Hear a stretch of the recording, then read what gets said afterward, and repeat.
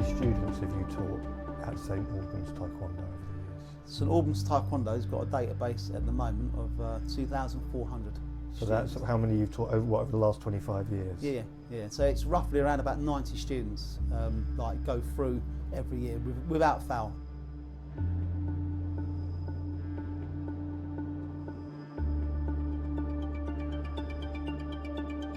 We started our first championships, and I remember it was at Greenwood Park, 2004. And in 2004, I think we had 60 students that competed. So you can see from 60 to 450. 450 now. And they're one of the biggest tournaments in the UK now, and they're well sort of respected.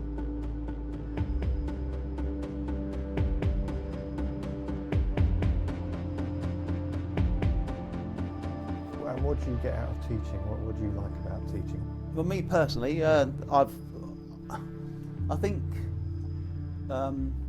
initially, as a practitioner, I think when I started up, there were reasons for starting up, because my childhood was quite a messy childhood, and it was quite tough. I was fighting a lot. I was getting a lot of trouble with the police.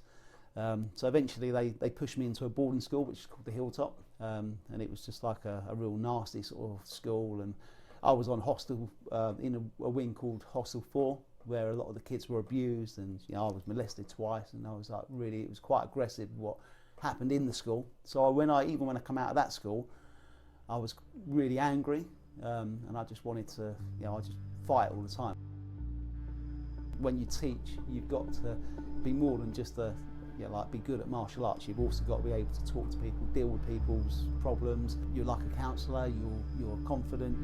Everything. It's just like that student and instructor relationship has to be there. But you've got to be, you become like a Taekwondo father, and that is the top mentality. Is you become a dad. Your children, your Taekwondo students, are not just your students. When they've been with you for quite a while, they become your children. I hate bullies. Okay, and when kids often come to me and say, "Sir, have you ever been bullied?" And I say to them, "Of course I've been bullied. Everyone's been bullied, whether it's emotionally, physically, whatever it may be." I was bullied by this teacher who, obviously molested me. I was bullied by him for 4.5 years, because when he took me down to the wing and he put his hands down my trousers, I punched him in the groin, and it was just a natural reaction. So for 4 years, he literally penalised me, and he would just try and intimidate me all the time. So the kids, there'd be 15 kids in the wing. He would pull my trousers down, and he'd slap my backs of my legs, and I would obviously, when he first started doing it, I would cry. It made my life hell. And what happened is, I would say probably around about a year in, because it was so current all the time where he would do it, I became a real hard character. So he'd slap my legs, and I'd just literally go, "Is that what you got?" And he would do it again and again, and I'd just go, "Well, do it again then, do it again." And the punishments were, he would get really extreme, he'd use a bout on you, and I'd just be like, and I'd still wouldn't just cry. And this is you're talking to kids, 11 years of age, just became so hard. So when I came into Taekwondo, it was a kind of release for me, because it was just there was all this pent up aggression. When I got 30, I think I was 38 years of age, and news broke, it was all over the news, that this guy had been arrested. They're calling for kids to come forward. And I almost had a nervous breakdown. Horrible. Fuck it, it was hard. But yeah, it's good. So.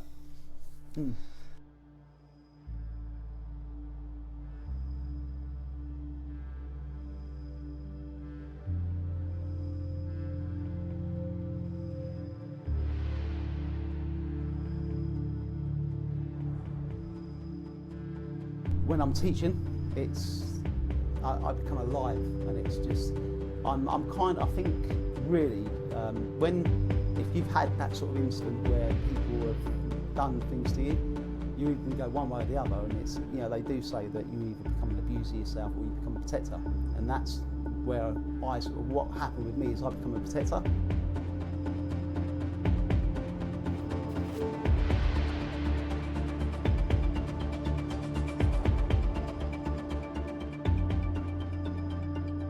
My dad passed away in 1989, And on the night that he passed away, I'd actually gone into his room, because I refused to go into the room.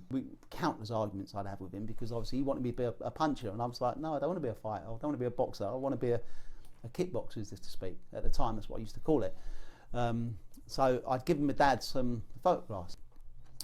On a visit to the Royal Free Hospital, one of my mates who was doing a photography course. So he says to me, let me come up, a guy called Paul Quinquet, he goes, let me come up and take some photographs. I said, okay, fine. So he'd done this session, and he took some cracking photos. And then I went to the photo room, and he says to me, I've got some photos for you. He goes, when you go and see your dad? I said, on Friday. So he goes, okay, fine, because he knew he was in Royal Free at the time, having chemotherapy. So I took these photographs, and there was a lot of hatred that grew on this, because my dad actually took the photographs off me and he threw them in the bin. Yeah, and he said, yeah, you're no son of mine because you're basically doing this martial arts. So I was very very angry, and for about probably 3 months I just wouldn't go to, when I went there it was all under duress, and I was angry, and I used to return from the return from hospital, and I had a punch bag in my room.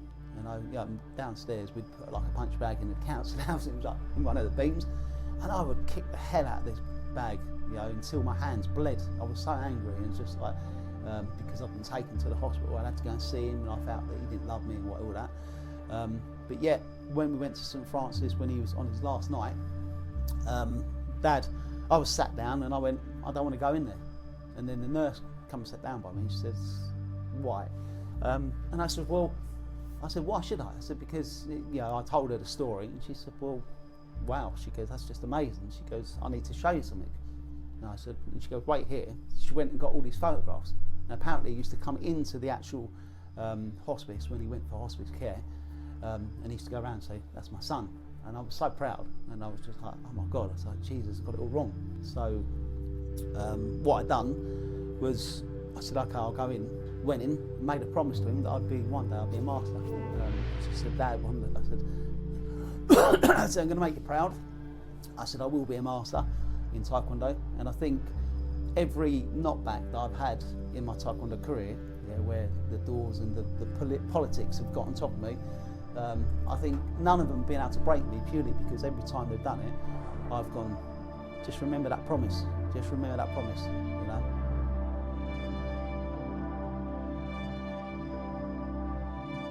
So you train at home? Yeah. Every day? Yeah, I do an hour's stretching every day, and then I do, basically I'll go outside and I'll spend 45 minutes doing, normally I'll do sort of like 30 minutes of patterns, which I'll start with my 6th degree pattern and then my 5th degree pattern, and then I've numbered my patterns, so I'll have 1, 2, 3, 4, 5, 6, all up to 24, and then what I do is I'll do the odds and evens. So Mondays I'll do the evens, on a Tuesday I'll do the odds, but then I'll always do my 5th degree and my 6th degree patterns, which is obviously to 7th dan. I'll always do them every day, but all the rest of them I actually do odds and evens. So twice a week I would say I'm doing my patterns. But if I didn't do it, I'd go mad. Honestly, God, I love teaching, and I love training. So what's the most important thing you think you give to your students through teaching them Taekwondo? Self-respect, I think. Definitely got to be self-respect, because it does show that martial arts isn't just about fighting. It's also about controlling the mind and body and putting the two together and making them work.